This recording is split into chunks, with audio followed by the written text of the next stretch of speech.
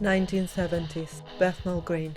The National Front and the Anti-Nazi League on either side of the same road. In an imposing building on the corner of Derbyshire Street, super kids of the Web Club would come together to drive change in the community. Youth clubs, they would get banned, but they'd all come to this youth club. The kids there were really lively, and they were great fun, actually.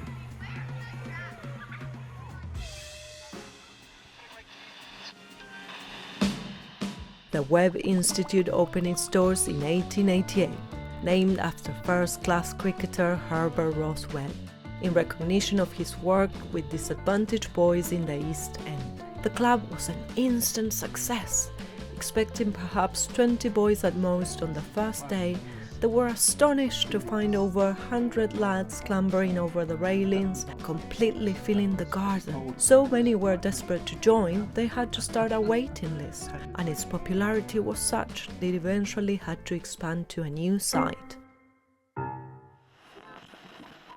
The war saw increased demand to allow girls to join some of the clubs. Long overdue, the Girls' Club was finally introduced in 1940. A variety of activities were offered, including mixed dances on Wednesdays and Saturdays. Equality and inclusion would go on to be key values of the youth clubs at Oxford House.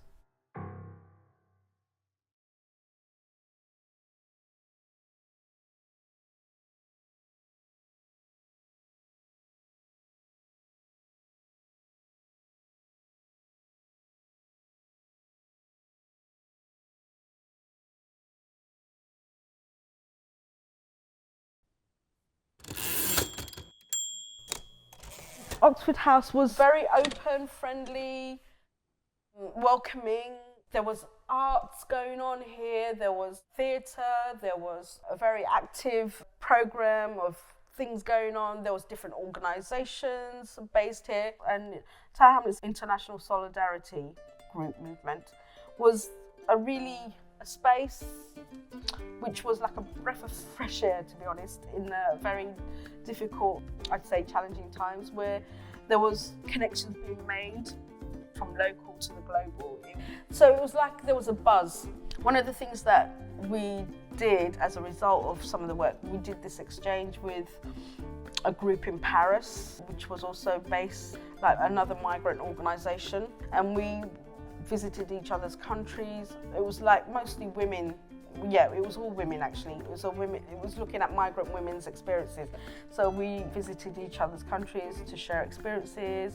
Oxford House was like one of these places where people did that sort of thing. It was like I would say a hub for lots of different types of action that took place at the time, and was like a home for a lot of people.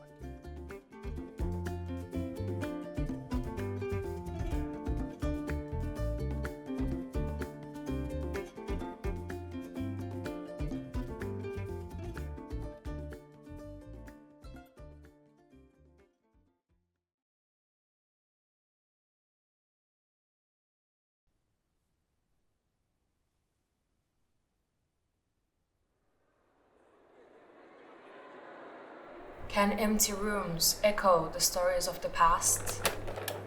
Do the walls, the windows, doors hold on to the ghostly presence of care and compassion? Or perhaps a place is a mirror reflecting back what its dwellers need, love and hope for. Many faces have passed the halls of Oxford House, varied in age, gender and race, embarking on activities ranging from creative workshops to organizing and imagining better and more just ways of living. A place used by and for people, reflecting the changes and mirroring the diversity of the community it is surrounded by. It is in this climate of thinking and enacting for well-being that a community described as resilient but almost invisible moved to the UK. Carrying the emotional and physical dents of displacement, the Somali community began appearing more frequently in the annual reports and the events calendar of Oxford House. So, what can healing look like? Embodying the range of activities already taking place at Oxford House, engagement with the Somali community highlighted the multivarious ways of healing needed.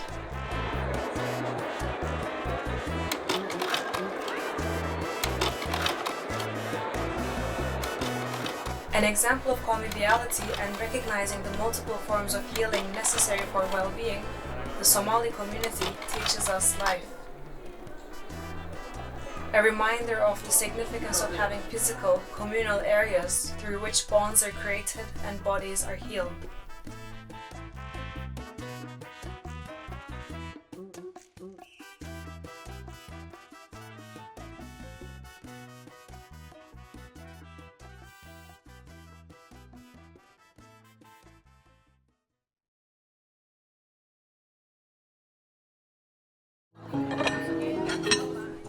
Oxford House was set up as a men's settlement house in 1884. It wasn't until the 1940s that the first clubs for women and girls were set up, and women were permitted to be residential volunteers. However, from the beginning, women were part of the unfolding story of Oxford House. In 1901, Olive Malvery and Anne Parmenter, two women from very different class backgrounds, played a part in the Oxford House story. In 1901, Olive Malvery gave a recitation at a concert organised by the Oxford House Musical and Drama Association. It was held at the Excelsior Hall, which was leased by Oxford House.